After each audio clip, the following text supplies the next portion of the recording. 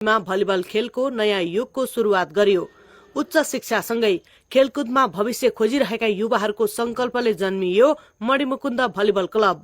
त्यसबेला Andhikhola sports club र नवीन ज्योति club जस्ता केही चर्चित क्लबहरू भलिबल विकासमा सक्रिय थिए।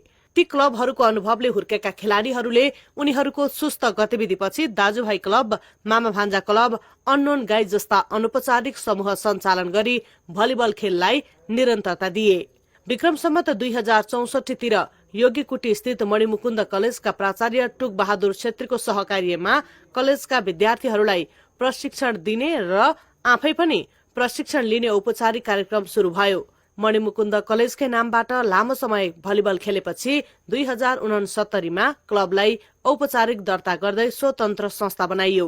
मिलन राणाको अध्यक्षतामा 13 सदस्यीय कार्यसमिति गठन गर्दै क्लबले आफ्नै पहिचान बनाएको छ। स्थानीय, क्षेत्रीय तथा राष्ट्रिय खेलाडीहरूबाट स्थापना गरिएको यो मणिमुकुन्द भलिबल क्लबको स्थापना 2069 साल मङ्सिर 14 गते भएको हो। तर आधिकारिक रूपमा यसको स्थापना भने दर्ता भने जिल्ला प्रशासन कार्यालय रूपन्देहीमा 2072 साल मङ्सिर 14 गते भएको हो। र आफ्नो स्थापना कालदेखि यो मणिमुकुन्द भलिबल क्लबले भलिबल खेल क्षेत्रमा निकै महत्त्वपूर्ण भूमिकाहरू खेल्दै आइरहेको छ। 9 संस्करणमा हामीले अलिकति फरक तरिकाले राष्ट्रिय पुरुष भलिबल प्रतियोगिता आयोजना गर्यौं, जुन नेपाल भलिबल संघले चाहिँ स्वीकृति दिएर नेपाल भलिबल संघको संयोजनमा 7 वटा प्रदेश र 3 वटा विभाग गरी 10 वटै टिमले पुरा राष्ट्रिय स्तरको गेममा जति टिमले सहभागी हुन पाउँछ ती 10 वटै टिमले सहभागी गरेका थिए। त्यो एकदम उत्साहजनक, एकदम भव्यताका साथ सम्पन्न भएको थियो। स्थापना भए लगतै क्लबले विद्यालय स्तरमा खेलाडी उत्पादन गर्ने लक्ष्य सहित प्रथम मणिमुकुन्द कप अन्तर्विद्यालय छात्र छात्रा भलिबल प्रतियोगिता आयोजना गरियो। 7औं संस्करणसम्म निरन्तरता पाएको यो प्रतियोगिताले रूपन्देहीमा विद्यालय स्तरको भलिबल संस्कार विकास गरियो। त्यसपछि स्वर्गीय किरण गुरुङको स्मृतिमा शंकरनगरमा आयोजना गरिएको स्मृति कप र शुभ दीपावलीको अवधिमा सञ्चालन गरिएको प्रतियोगिताले क्लबको आर्थिक र संस्थागत मजबुतीमा महत्वपूर्ण भूमिका खेले। स्थायी खेल मैदानको खोजीमा थुप्रै संघर्षका बीच क्लबले कहिले तिनाउ किनार, कहिले भाडामा जमिन लिएर भलिबल प्रशिक्षणलाई निरन्तरता दिएको छ। हामीले आफ्नै क्लबको खेलाडी भाइहरूले लगेर हामी जुन टिम समावेश गर्दाखेरि एनबिए कप चाहिँ नेपाल टप क्लब च्याम्पियनसिपमा चाहिँ हामी कुनै प्राइज ल्याउन सफल भएको छैनौँ। र एकचोटि हामी चाहिँ पोखरामा चौथोसम्म हुन सकेका छौँ एनबिएमा। किनकि हाम्रो लोकल टिमको खेलाडी भाइहरूले त्यस राम्रो प्रस्तुत गरेको थियो। हजुरको चाहिँ नगरपालिका देखेर बुटोल नगरपालिका, तिलोत्तमा नगरपालिकादेखि लिएर धेरै सङ्घ संस्थाहरूले चाहिँ सहयोग गरिराख्नु भएको छ। नेपाल भलिबल सङ्घले प्रत्येक गेममा चाहिँ प्रत्येक मणिमुकुन्द भलिबल कपमा चाहिँ भलिबल जाली सहयोग गरिराख्नु भएको हुन्छ।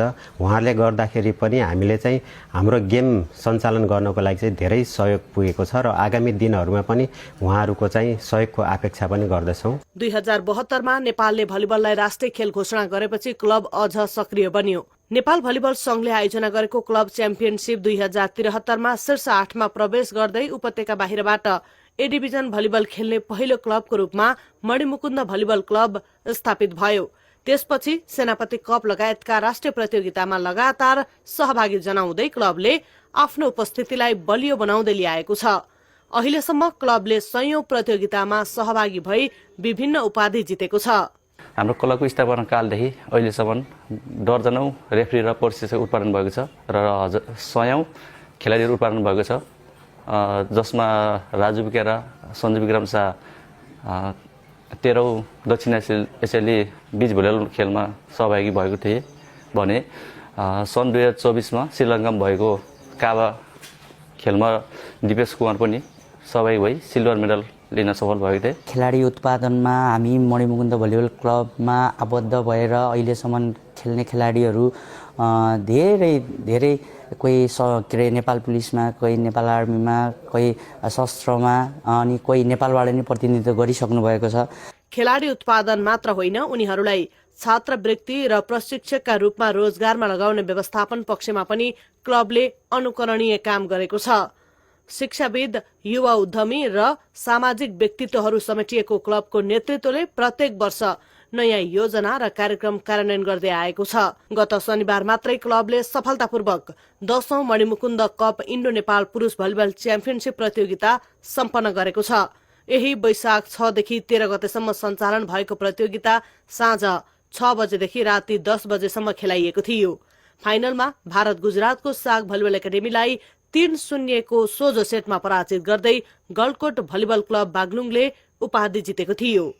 गलकोटले टिममा इरानी खेलाडीलाई मैदानमा उतारेको थियो। उपाधिसँगै गलकोटले 3,11,111 रुपियाँ नगद पुरस्कार पाएको छ।